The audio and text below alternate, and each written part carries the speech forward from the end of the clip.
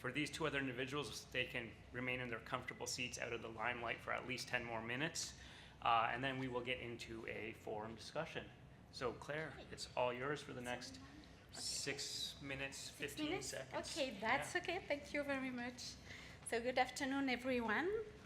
I will just go back with what we have heard this morning with Dr. Gray's report that employers, they know that there are some skills gap, digital skills gap, but they don't know exactly what type of skills. So it's like they want to have employees with the right skills, but at the same time, they don't want to invest because they don't know what type of investment to do. They don't know what type of training will really yield to the results they are expecting. And I also heard something from Heather's presentation, and I really liked it, and it is about that. Everything has changed, but nothing is different. And what we are proposing today with the future skills is something different. This is a new model that is expecting, in fact, to find new ways of doing things and new ways to provide training. So I will go to this initiative that is quite a promising one, even if it has been launched to be established, but it is not established yet. So what future skills is about? Okay, how do I do that? Okay, this, okay. So this is in fact because we know that digital technologies are really disturbing the labor market, are disturbing the way we learn, the way we work, the way we live. So the government of Canada realized that and is being told so by the Advisory Council on Economic Growth and also by the Forum of Labor Market Ministers, which is made of all the provinces and territories, ministers of labor. And they said that, okay, the world is changing and we need to do something different because it doesn't work the way it is presently. So what happened is that in 2017 in the budget, the government said, yes, we have to do something with that. I'm ready to invest in skills development. And I set aside 225 million for over 4 years and 75 million for the next years thereafter to set up an organization that will look at skills development and will look at what are the skills of the future, in fact, mostly. This is more that skills development. It's like what are the skills of the future and how to make sure that Canadians are prepared for the labor market. So we are talking about the workforce development, those who are already in the labor market and who need to be upskilled. So there has been consultation going on, so the provinces and territories have been involved in the development of what is now called the future skills.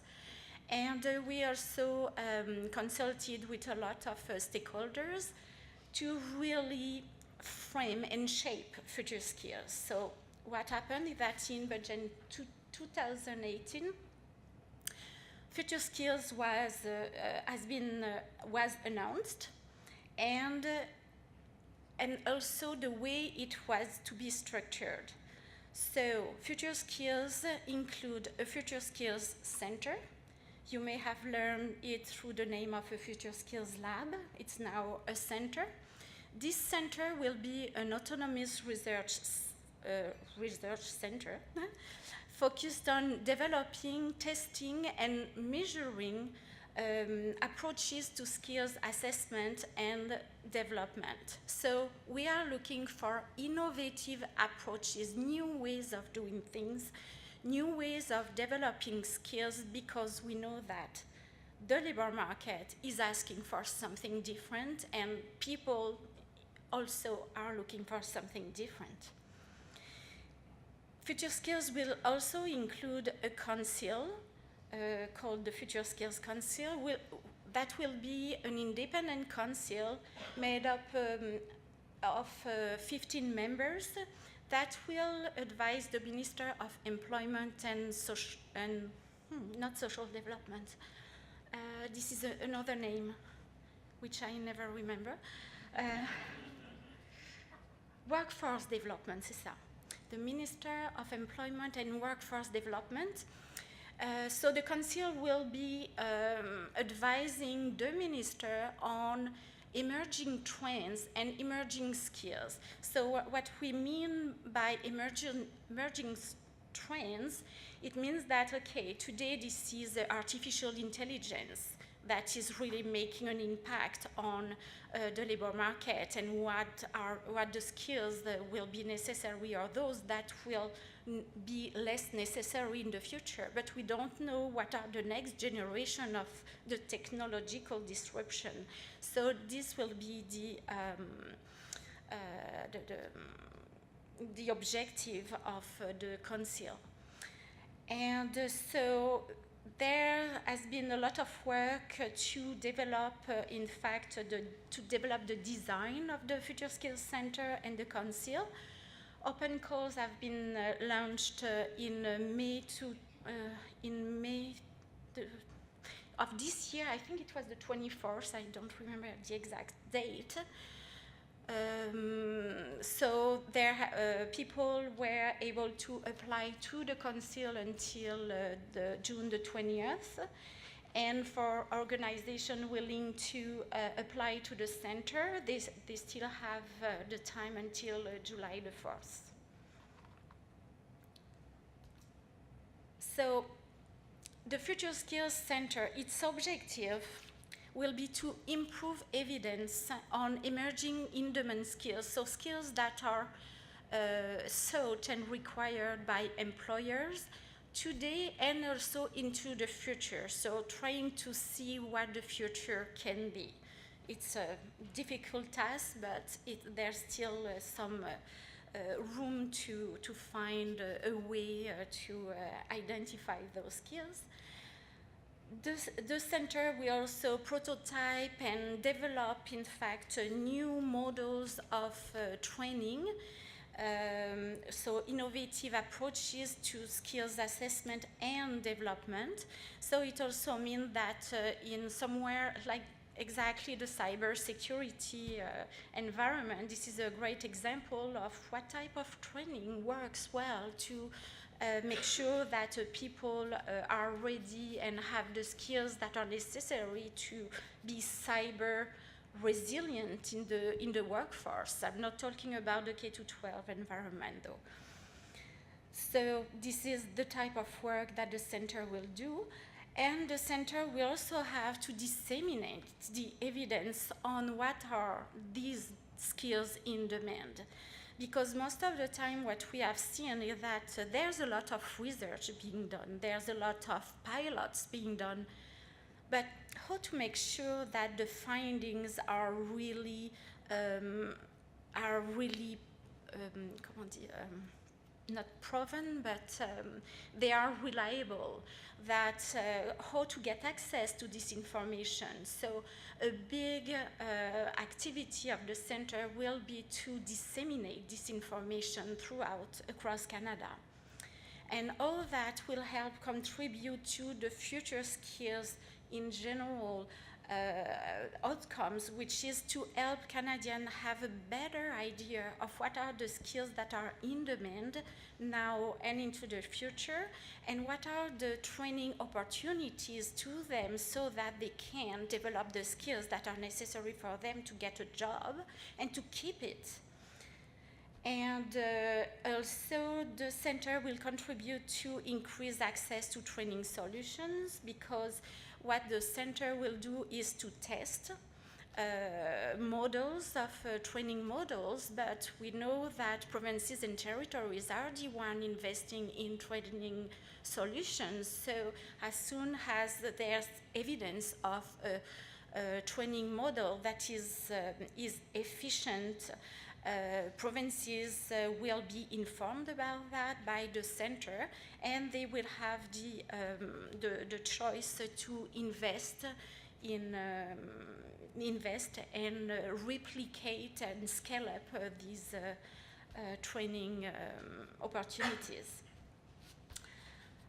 So that's why we come in the end with the bullet, which is informed policy and programming, training programming. This is really to make sure that, in fact, the work that is being done by the center is really taken into consideration and really benefit the policy development. So I think that I'm saying a little bit, oh yes, what is really important to understand also is that the center will have 3 core activities.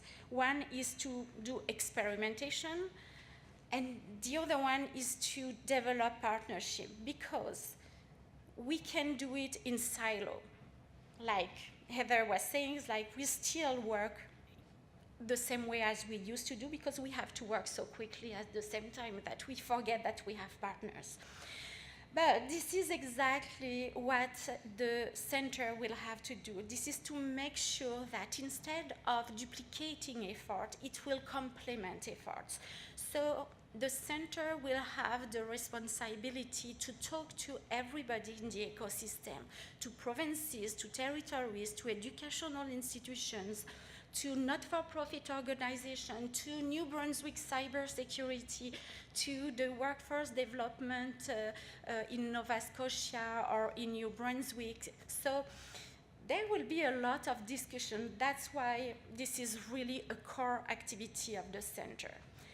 This is also a core activity of the center, not only for the development of projects, but also for the dissemination of evidence, because we want to make sure that everybody knows about what works for who and when. So we want a good transfer of knowledge and, in fact, to save efforts from others. The specific requirements are, in fact, that the center will have, through the project, redistribution of funding, because there's quite a lot of money involved, but I'm sure that there are so many projects out there that will have no difficulty funding them. This project will have to address the diversity issues that are also regional, because as Dr. Gray was saying in his report, is like a training solution that works on ICT or on digital skills somewhere may not work in another environment. So the center will have to test the different models in different settings, different contexts for different type of skills. Obviously, it will have to address the issue of gender-based analysis, so making sure that every data that will come out from the assessment will have the distribution across genders. And also, the center will have to operate and disseminate information in both official languages. The focus on the needs of underrepresented and disadvantaged groups is very important. In fact, there's half of the contribution amount that has to be dedicated to this group of Canadians. Obviously, it will have to support the reconciliation efforts with Indigenous people, and it will have to engage with partners and stakeholders of the skills development and training ecosystem, as I was mentioning it just before. The Future Skills Council, on the other hand, will be a 15 membership, which will have a diverse technical expertise in skills development and labor market policy. It will have also to represent the diversity of Canada regionally in terms of ethnicity. Yeah, this is not the way to say that, I know. I don't get the word in my head, but it has to reflect social and geographical diversity, as well as including Indigenous people, and have the official languages representation. The objective of the Council is to make recommendations to Canadians through the Minister of Employment, because every information that the Council will make will be made public. It will go to the Minister of Employment Workforce Development, I've got it, but it will be also available to Canadians overall.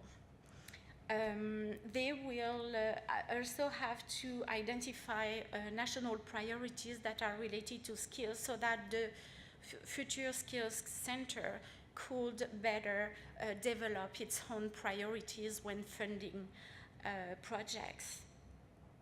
So for the Future Skills Council, the call for application is already closed.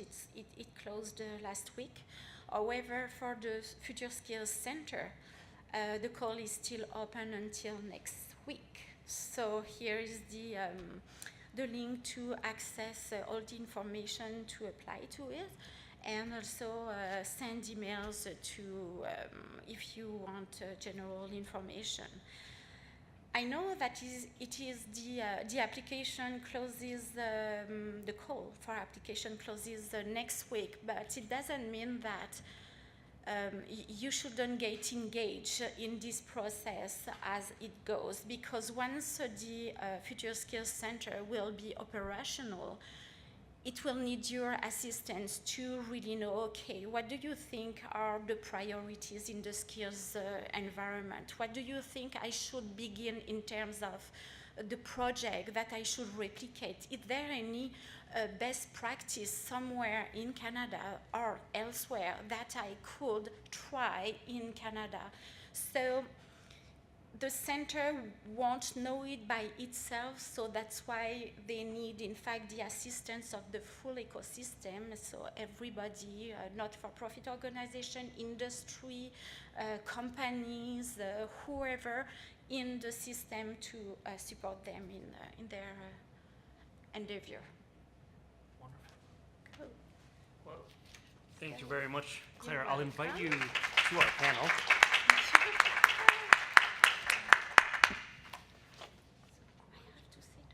Yes, please. Okay. So Claire is going to sit here alone, and we will ask the most difficult questions we can imagine for the next 40 minutes. I'm sorry. If Kimberly White and Jeff Mullen, if you could please join our panel.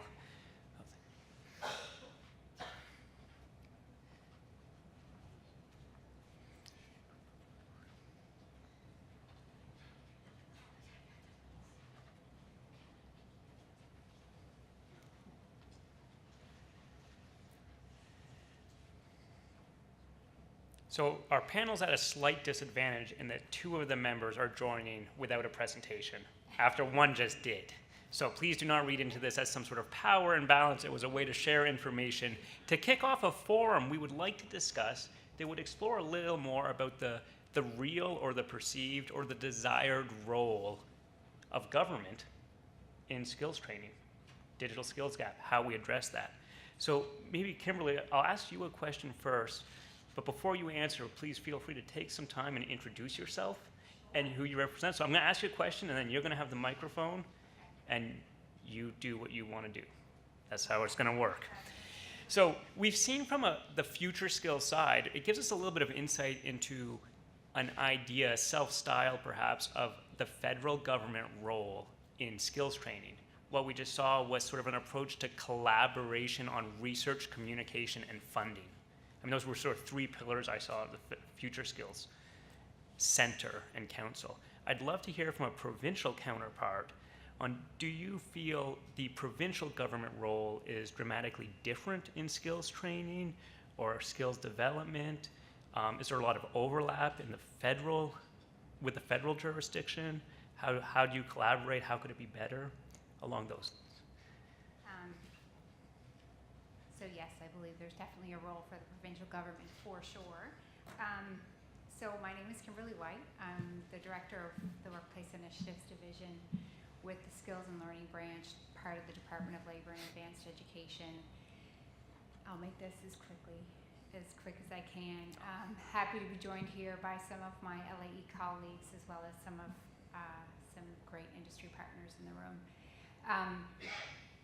So Labor and Advanced Education, one of their primary focus areas is to build a skilled workforce in Nova Scotia. And through the Skills and Learning branch in particular, we invest over $100 million a year in labor market programming. And just through the Workplace Initiatives Division, which falls under my division's purview, we would invest about $10 million a year in training. But that $100 million a year is a partnership with the federal government. So that's through the Labor Market Development Agreement. And so we have a strong partnership with the federal government in ensuring that we're investing monies in the right areas in terms of ensuring that we're creating pathways for Nova Scotians to increase their participation level in the workforce, that we're creating more opportunities for Nova Scotians to attach to the labor market, and also to increase opportunities for companies in Nova Scotia to grow and to find the skilled workforce that they're looking for and that they need. So very much a priority for us, and definitely a strong connection between the federal government priorities, I believe, and the provincial government priorities. So from our purview, I'll just quickly mention that we have a number of programs that we deliver through the Skills and Learning branch that are very much focused on digital skills,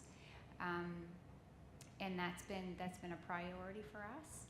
So, and just to mention a few, I know some folks in the room would be familiar with those programs, but we invest $2 million a year in workplace essential skills. Again, that would be a partnership between the province and the federal government, both seeing essential skills as a priority. And just last year, we've delivered just digital skills programming alone to 860 working Nova Scotians, impacting a couple of hundred employers across the province. So we have a strong interest in that area, and I believe wholeheartedly that it is a federal government and a provincial government shared priority. I hope that answers your question. Absolutely. Okay. Wonderful. And to Jeff Mullen, who I haven't had the pleasure of meeting yet. So I'm going to allow him to introduce himself from the Atlantic Canada Opportunities Agency, but I'll prompt you with a question. From my understanding of the ACOA structure, you would have a lot of daily in-person contact with regional businesses coming to you for assistance in some form or another, whether it's access to capital, information, partnerships, networking. Really, as a business development agency, you're quite an intermediary in the business community. In your dealings, do you notice much recognition of a digital skills gap? Are clients coming to you with challenges they perceive in the workforce? Or is that something that's you get to after working with clients longer term? That's a good question. So you're right in your supposition that COA is really largely client-facing, i.e. companies. Typically, companies that have the capacity to grow, you typically are international exporters competing with the world. In the last year, I have been specifically focused on key sectors of promise for Atlantic Canada. And quite frankly, I'm happy to see Sherry here today, but we work very closely on the ocean technology sector. Canada has doubled down on the region as being a hotspot for ocean, as a ocean cluster that can compete very successfully in the world. Limiting factors you would normally think would be money. Everybody thinks, well, it's money. Actually, no, it's talent, and talent is a broader term for skills.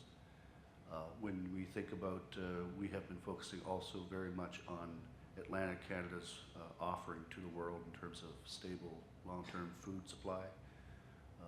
Seafood is the largest export coming out of Atlantic Canada. One would think that that's a pretty easy gig. You can just, you harvest lobster or scallops and the market's there for you. But the reality is it's getting increasingly difficult to find talent to expand and grow into these markets. And talent forms itself in a different way. Most people would say, I need more people on the line cutting the fish or handling the lobsters. But the reality is there is a scarcity of talent in the production side. So these companies desperately need to move towards advanced manufacturing and automation, and that requires a different skill set in the company. We're talking about machines that are managing your operation, and if the machine breaks, you're sending 300 employees home, and you're not competing with the world. So you need to have in the management team of these progressive rural resource companies who are international, but they need to bring technical management skills into their company. And quite frankly, I've been out interviewing about 70 companies just in the food sector. Number one issue, can't find talent. Number two, they know they have to automate, don't have a clue how to automate. Very laggard in their ability to take on or even assess technology. And thirdly, where would the skills resource be to keep the 4.0 manufacturing of the future, which is going to be digitized? Where are those skills? Are they in Meteghan? Are they in Lewisburg? Does the company even have the culture to embrace the need to have those skills in their company? So from a COA's perspective, and I'm a director of enterprise development and have been doing it for way, way too long, the conversation is different when you talk to those clients. A lot of them have been our clients for 20 years, but the conversation we're having today is very, very different than it was 20 years ago. And they desperately need to find a way to bring technical management skills into their company. So it behooves us with our partners, and we are partnering with EDC, BDC, and our CIRAP, incredibly important here, to do tech assessments of these companies, but also to drive talent development plans into these companies. Be very, very proactive with co-op programs. We do work with LAE on a manufacturing processing initiative with the CME to drive talent into these companies. So it's a bit of a journey, but it's never been more acute in terms of a risk to the companies to be competitive in the world and to seize upon the opportunity to bring technology to these companies to be competitive in the world. But we have to find a way to harness all of the resources that you guys have been talking about all day behind the demand of these companies who don't even know how to describe their demand today. Wonderful, thank you. I'd like to open the floor to questions as well as we go throughout the panel now, as well as online, please, for all online participants. You can connect with Eliza Rudner by text. Those questions will be relayed to the panel. Any questions in the room for any of our panelists as we continue to move forward? Okay, I'm going to keep going then. We just saw a keynote speaker from Cyber NB about cybersecurity, which was wonderful. And this Future Skills Council sounds wonderful. And I love the term cybersecurity and future skills, and it puts us at the leading edge, it seems, of tech. Is there any risk or perceived risk, or is it discussed when you're planning these things out, of not leaving the essential digital skills training behind? Like, are we pulling apart? Are we adding new programs that complement existing programs? Is there any risk that we turn our back on the essential skills? Or is that for someone else to decide? If anybody would, Claire? With the future skills, what is very important to keep in mind is that there is no intention to duplicate any effort. So it's really to look forward, to really build on what already exists. So this is really the mandate of future skills. In terms of leaving aside the essential skills, I think that you also mentioned it in your report, is that for building digital skills, you need the essential skills. So you need the literacy, the numeracy to move forward. So if you don't have that, don't even think about the rest. So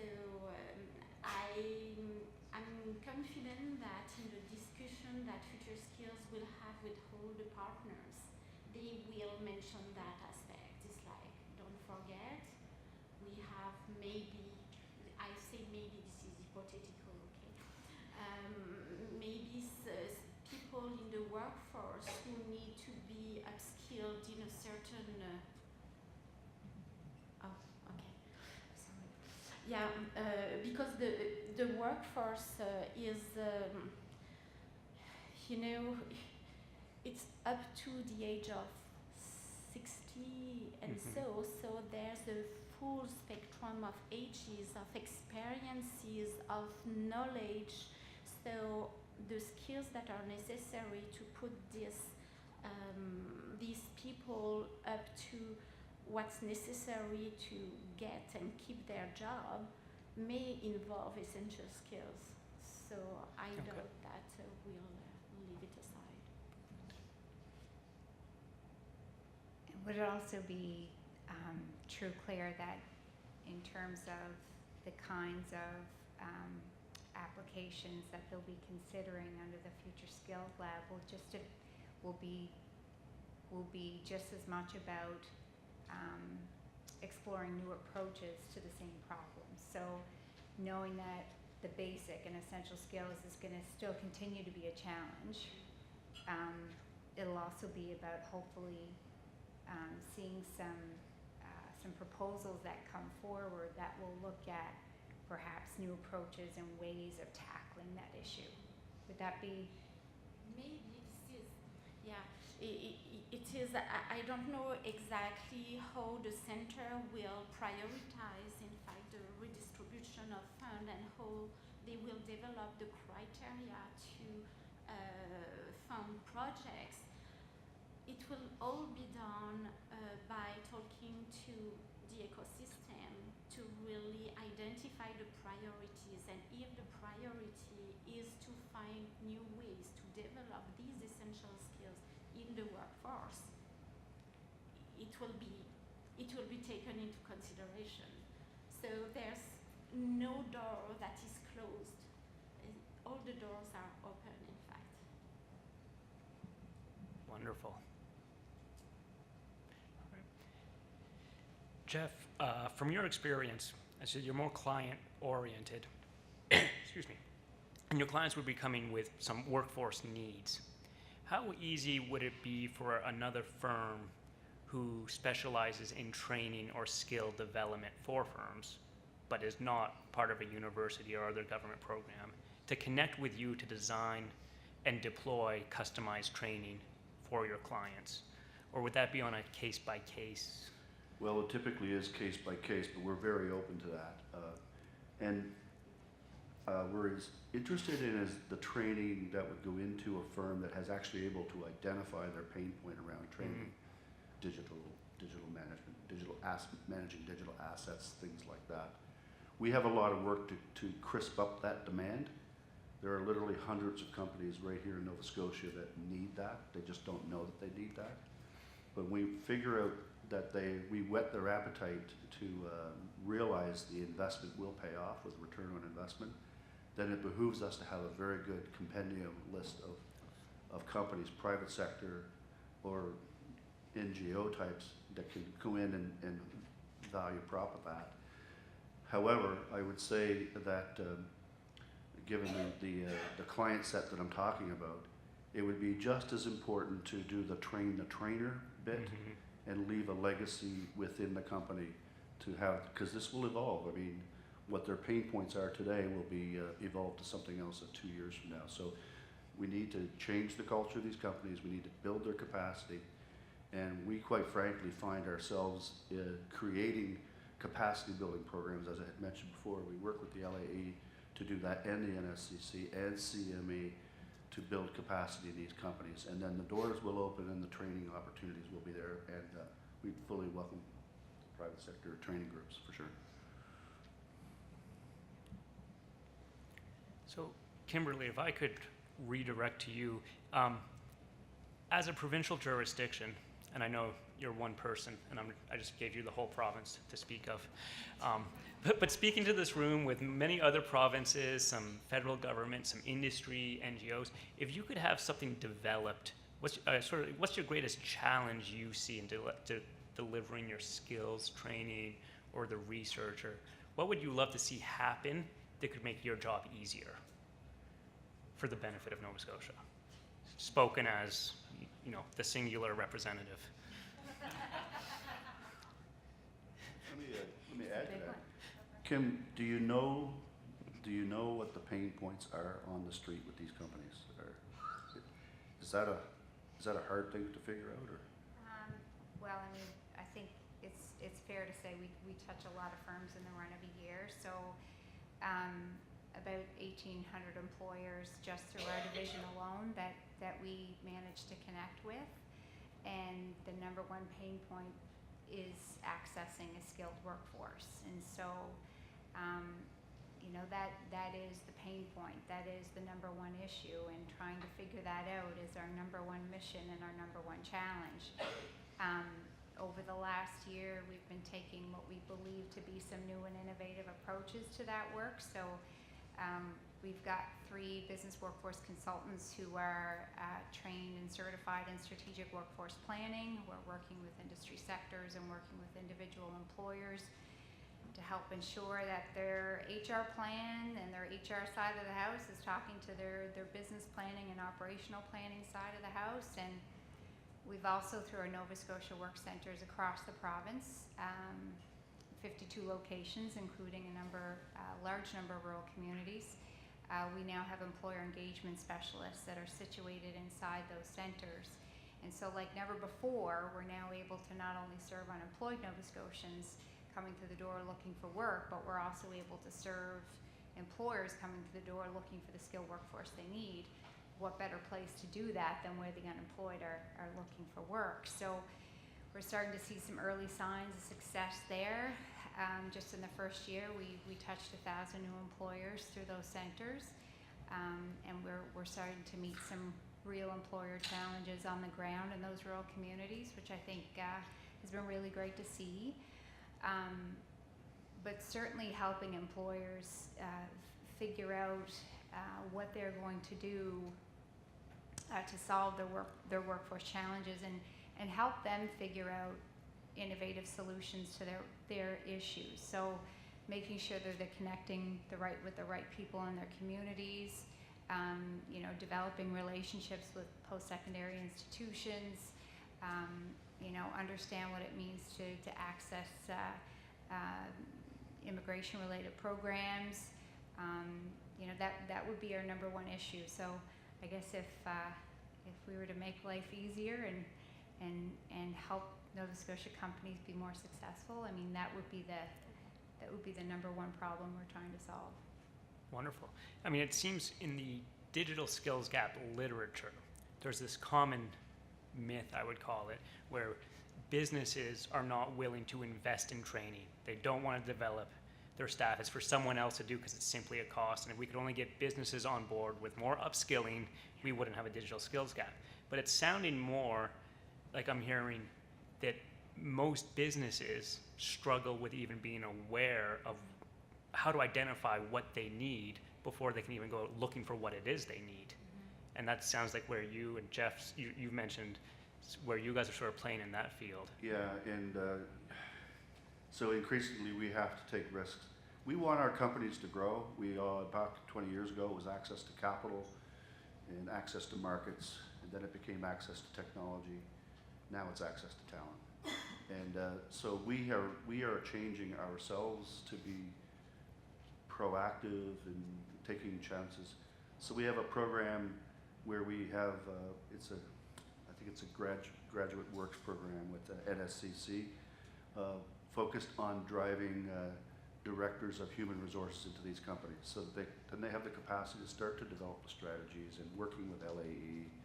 And once they start to solve the talent issue, then gee, before you know it, we're looking at a $2 million capital expansion project, which includes technology. And so we've got to get this logjam called talent fixed up so we can actually help our companies grow. And but we'll probably have to be creative about creating that capacity within these companies. It's HR, and then it's going to be a chief technical officer, and then it's going to be rallying all the important programs that exist today to actually focus on helping those companies get through that logjam. Yeah. And I would say, from where I sit, I have seen an increasing willingness on behalf of employers in this province to want to engage in workplace training and to provide those opportunities to their workforce. When I said that we touched 1,800 employers last year, that was through workforce training programs, and that's not with unemployed Nova Scotians, that's with employed Nova Scotians. And so where they're not investing in the direct cash contribution, they're investing in employee wage time. And that's, we've seen a significant investment just in the last year of over $7 million in combined cash and in-kind contribution on behalf of employers in the province. And so, but I think it's through the work of federal and provincial partners, through the work of industry sector councils and industry partners that we have in this room. It's about conveying the message of building learning cultures in your organizations. And, without that combined effort and working together, we won't have that impact. But we're seeing those numbers increase, and it's been impressive, and it's been promising. I mean, the key word is impressive. Those are some impressive numbers on that willingness to train. Yeah. But a question from the floor. So just to follow up on those thoughts, earlier, Claire, you mentioned the importance of the future skills that will be disseminating the finding to help in terms of those career path and how to position the workforce on the supply side. You've mentioned on your side the importance of connecting with businesses and what you're hearing from your interactions with them and how that has evolved over the past 20-some years with some good results in terms of building that capacity. You mentioned earlier the fact that some businesses kind of don't know what they don't know, so there's an awareness problem there, and wanted to hear maybe your thoughts on how big that problem is, and have we kind of crossed that bridge now and then we can move forward capacity building, or is there a lot of awareness that needs to be done? Well, we've been talking about this for about 6 years, and with clients that we have a trust-based relationship with, it's the only time that it actually has made a difference, other than us we offer like a program called Productivity and Business Skills, where we'll subsidize up to $50,000 of the salary of a person who could go in and change the culture of that company. But that doesn't really ever work until one big thing is when the order book gets so full that they can't take on the expansion and make more money, the greed factor kicks in. And that's an amazing motivator. And now they're saying, gee, I'll take a boat builder, for example, in Woods Harbor, Nova Scotia. Woods Harbor is probably about 200 people in it. So Gary Dixon, I don't think he'd mind me saying his name, he's got the Dixon 45, a well sought after boat. It's used, 50% of his market is in the US. And his order book is out 5 years. So he is losing sleep, And the issue then is, how do we get an old school boat builder to think about HR and talent development strategies? Very, very difficult. And the only thing that's going to change there is that him being in his mid-60s should be retiring, and he should be handing the torch over to his daughter, who does get that. So there's a succession planning blockage in rural Nova Scotia, that if the greed factor and the succession planning takes place simultaneous, then we'll be able to get in there and create the talent strategies. They'll hire a director of HR as soon as Gary retires.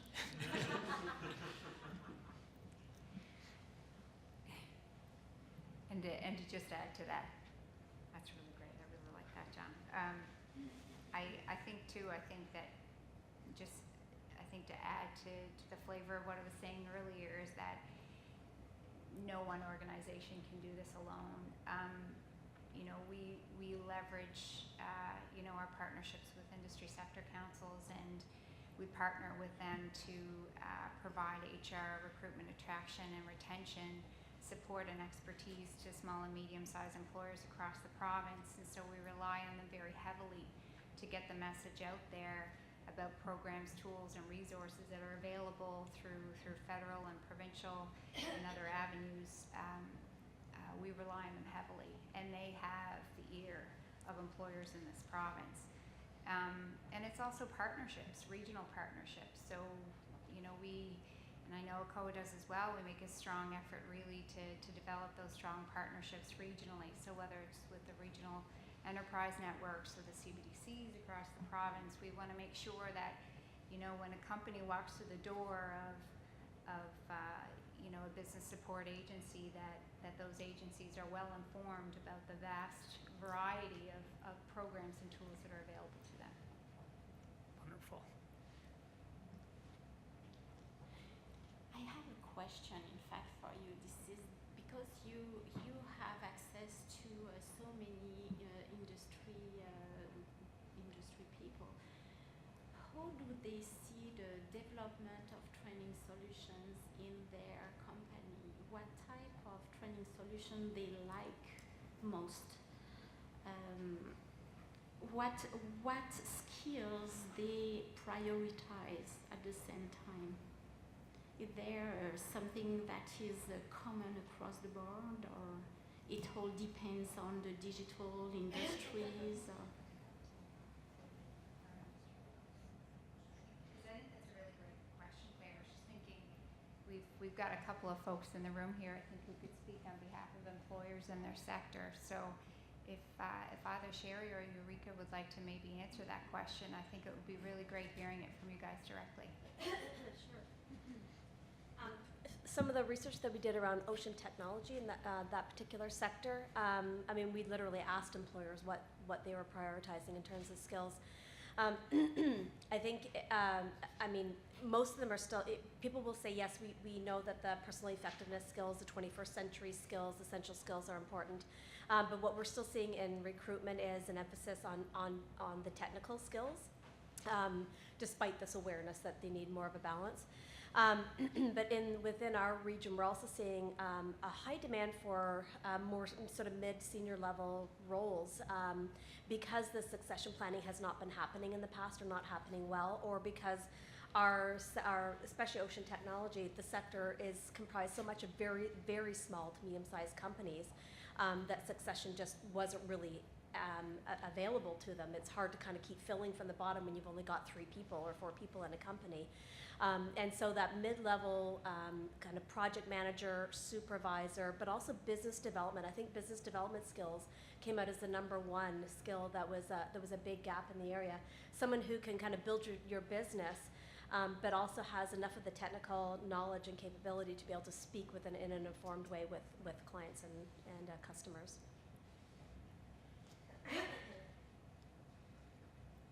First of all, I'd like to introduce myself. So Kimberly maybe took it for granted that people might know who Ulrike is. But I'm Ulrike Bargedali. I'm the president and CEO of Digital Nova Scotia, the ICT and Digital Technologies Association for Nova Scotia. And my colleague Tyler, who is the project coordinator, is right there. So to answer your question and to speak to it, it's very simple. It's a patchwork of skills that are needed. So that's how simple it is. It's very complex. Number one, Digital Nova Scotia, with the great support of Labour and Advanced Education and COA, has focused particularly on training and asking these questions, and they range from entry-level tech roles in coding. So we put on a big project which is called One Journey, reaching from Python to C++ and so forth for entry level, from underrepresented groups, because the important thing is for employers, we did a 12-week program, that sometimes they don't have the time of a degree for 2 to 4 years and need talent very urgently due to the nature of projects and contracts they're embracing. The beauty of such programs is as well that often you have the opportunity to upskill for the unemployed and underemployed and bring immigrants, people with disabilities, and people of all ages and walks from life. So we worked on that with Digital Nova Scotia, for example. But in terms of the skills themselves, they reach also from junior to mid-level to senior, to combinations of tech only with a little bit of people skills, soft skills, which I call actually hard skills, with the technical skills.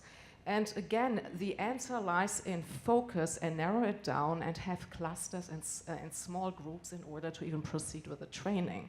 One addition I'd like to make is start early with youth technology camps and youth training in schools, or through camps over the summer matched by GoPD. So we're approaching it from different angles, but in the digital and tech, and it's not all about tech because the majority of tech people work in non-ICT companies, and there the complexity continues.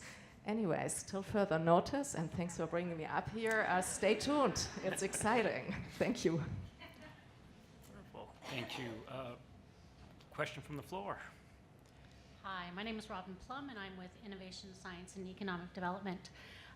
Given that we're in the Atlantic region, I'd like to hear the panel's perspectives, and maybe some from the audience as well, in terms of recognizing that fisheries, aquaculture is it's a natural resource, heavy, intensive economy, and to what extent that is sort of the traditional resource sector that isn't necessarily heavy in technology. It's getting more in the oceans technology, and there's a supercluster that's been funded, and we'll see how that unfolds. But to what extent, does it have to do with the traditional resource sectors and their ability to recognize technology and the need for digital skills? So the great promise of the ocean supercluster, I mean, most people focus on oil and gas, really early adopters of technology, the military, Coast Guard, Navy, early adopters of technology, aerospace and defense, generally very early adopters. The least, or the most reluctant to adopt technology would be the fisher. Aquaculture, absolutely, they're all over technology. They're leaders. But the culture of the fishing industry and the fish processing industry is really Byzantine. And they know it, but they don't have the staff or the senior management or the strategic focus to understand that they need to embrace technology. They need to digitize their operations.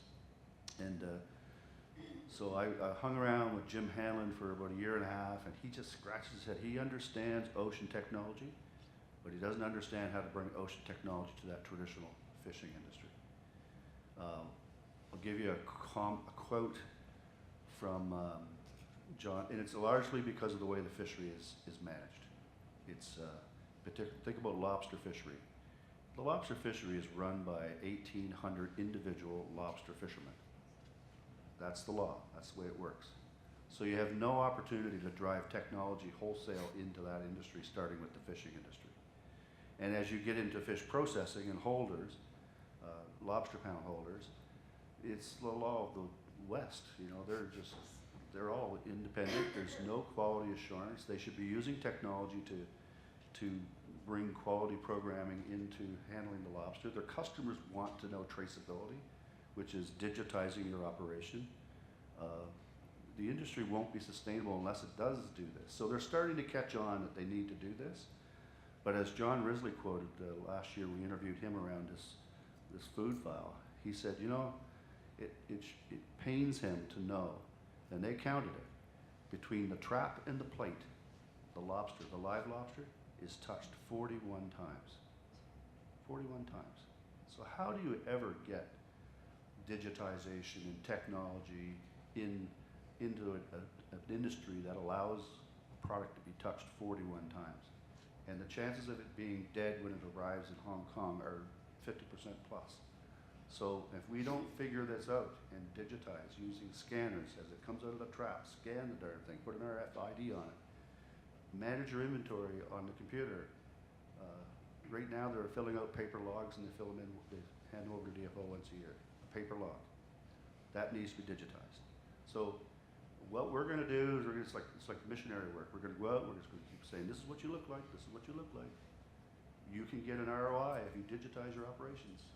And as the industry flips over into being the younger generation who are used to having an iPhone, that'll be easier. It'll be an easier message to deliver. Anyway, I'm getting kind of passionate here because you can't touch a lobster 41 times and tell your customer in China it's going to be the highest quality lobster in the world. You can't. And just to add to that, I think it's showing the industry some quick wins with, by making small changes by making some small changes, they can see some big returns. So You had spoken earlier, Jeff, a little bit to, you referred to our partnership with Canadian manufacturers and exporters, where CME is looking to partner with 32 processors across the province, particularly in rural communities, to incorporate lean principles into their organizations. And we partnered on a pilot last year as well with the Western Regional Enterprise Network, where with the seafood processors in particular. So we identified 7 companies where they really identified they were having some challenges, and technology was not top of mind for them. Investment in technology was not top of mind for them, and they knew they wanted to make some improvements, and they were willing to come in and make a small investment and trusted us to go in and work with them, and that was huge. And what resulted was some huge dividends and huge ROI for these companies.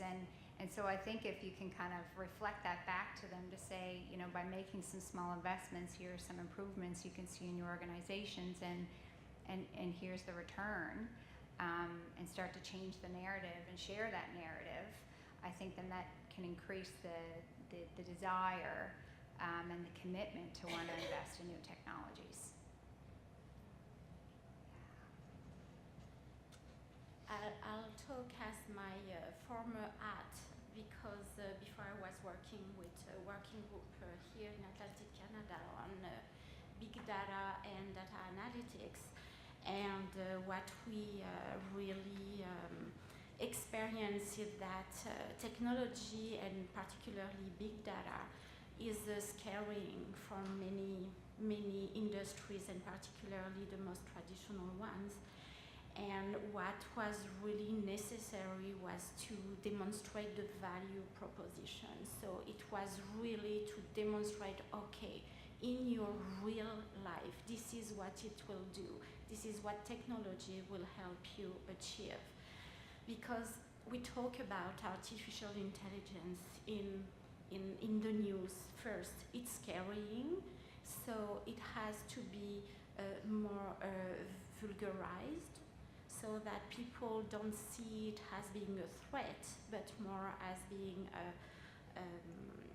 a friend, because we will have to work with that type of technology. This is a tool. We will use it. Same thing with data analytics. This is a tool. This is something that will help you advance in your job. But to be able to adopt it, you need to understand what it will do for you. It's okay to see it, to see what it does for McCann, but for ourselves, this is a different story. Wonderful. Thank you all so much. I'd like to wrap up the panel now. Again, thank you to the 3 participants who, without much notice or presentations to pull from, were able to pull together a great panel. You gave me a whole new lens to look at the aging workforce in Atlantic Canada. We viewed it as a challenge to training. Really, it's an opportunity to get them out and get an already trained succession generation in. That's a new approach to digital skill training. I like it. So again, thank you all for the panel. And